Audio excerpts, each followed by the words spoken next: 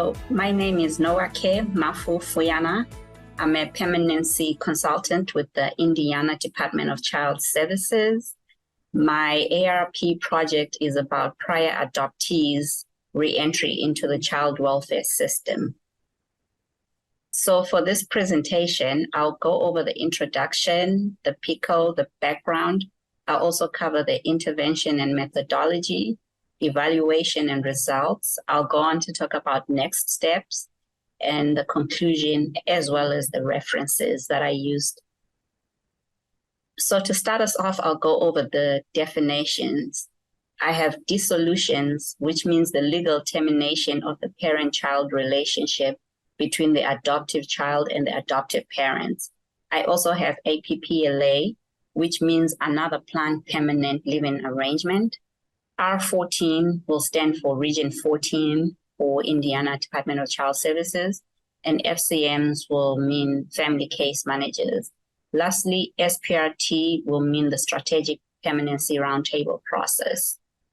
So my why as to why I chose the PICO of prior adoptees coming into the child welfare system, it was like me as a family case manager managing children with prior adoptions coming into the system. It was things as not knowing about the adoption, not seeking adoptive relatives, like not even having enough time to do so, or not utilizing specialized services. And for me, I looked at APPLA as the answer. I looked at APPLA as something that would have been the magic for these children until I finally started working on APPLA and realized that it's not the golden dream I had thought it to be.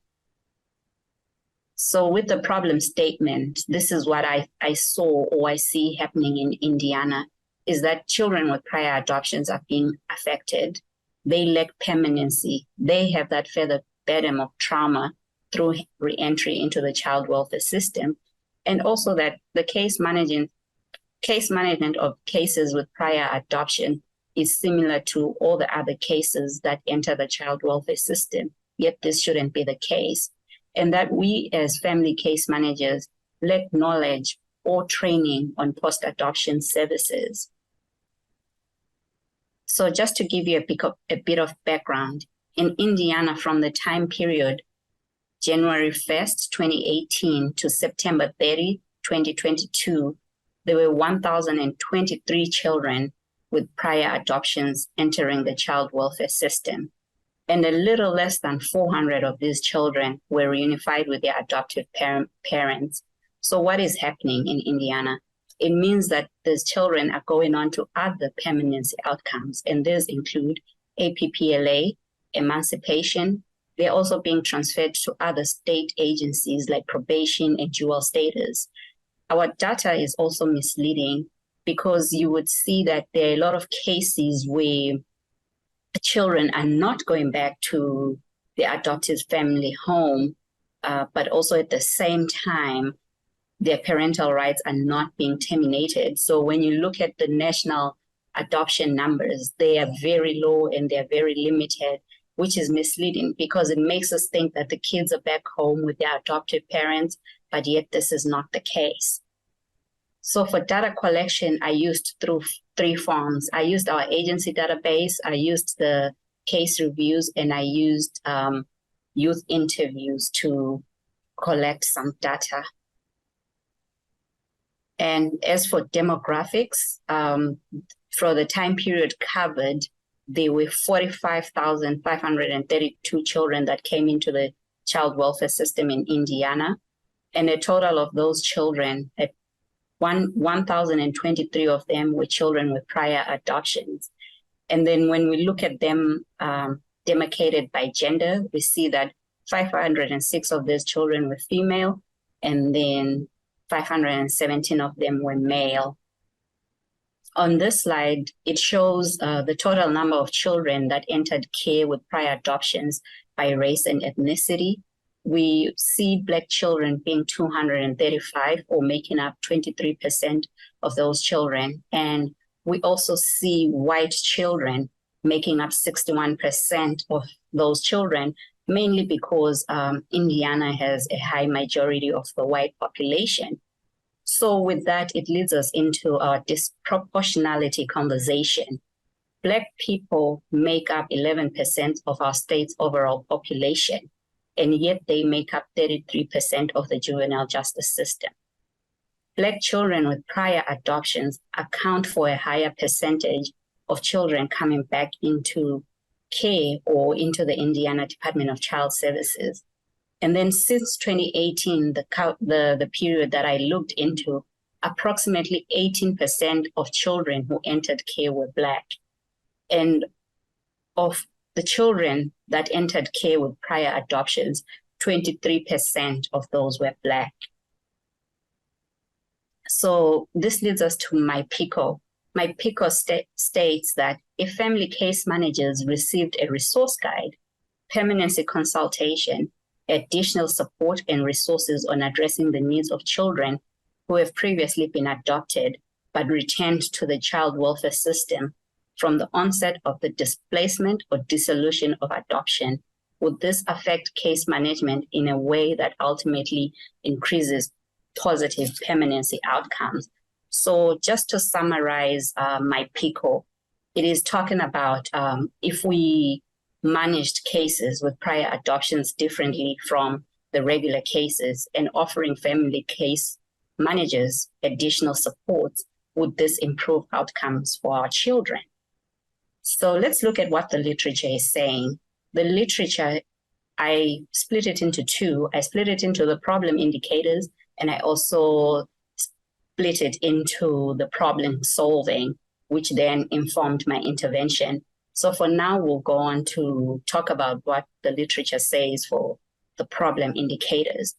It says that the older the child, the higher the chances of the adoption dissolution. It also says that age and behaviors in the home are a leading contribution to the adoptions being disrupted or dissolved, and that Black children are more likely to face dissolutions. So from the quotes from the youth interviews that I said I did, this is what they say. And please note that I have changed names and ages for the purposes of confidentiality. So John, who's 18 years old, says, they couldn't understand a kid with trauma. I did some things that I did not understand were not okay. There are things that are okay in a dysfunctional family, but once you get to a normal family, you realize certain things are not okay. And then Sandra, who's 18 years old, says, give kids time to say their goodbyes. Each time I had no idea where I was going. I was picked up from school and never went back to the foster home. Martha, who's 17 years old, says, the family I am with want to adopt me, but I do not want to be adopted. I am scared of commitment. That's why I do not want to be adopted, because it didn't go so well with my first time adoption. And finally, Jane, who's 18 years old, says, we were removed. We were just removed just like that, without notice. This messed with me. And now I think I won't be safe even when I get married. I think that this will be disrupted. This also affects my employment. I am moving from job to job. My mindset is, let me go before the ball drops. So what those interviews were showing, the kids coming from the voices of the kids, was that the way we're managing these cases, we're just ripping kids from their homes. We're not giving them time to have closure. We're not giving them time to say goodbye, or not even understanding their trauma burden of why they do certain things that they do. So it leads to me saying, how are we practicing these cases? And next, this is a summary of what the case reviews were saying. This is what I saw from the case reviews, is that adoptive parents were not wanting to participate in services. They also signed their adoption consents or requested termination of parental rights right away. And one of the parties, either the child or the adoptive parents did not want visits. And also family case managers were not utilizing specialized services.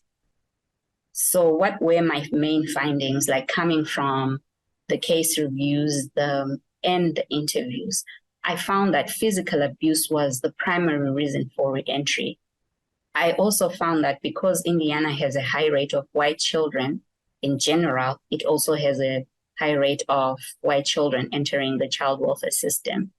I found that as well, that the age at adoption did not have a significant impact on re-entry, because with Indiana, I found that there were children that had been adopted as early as the age 2 or less than 5, but then those children still came back into the system at a later age.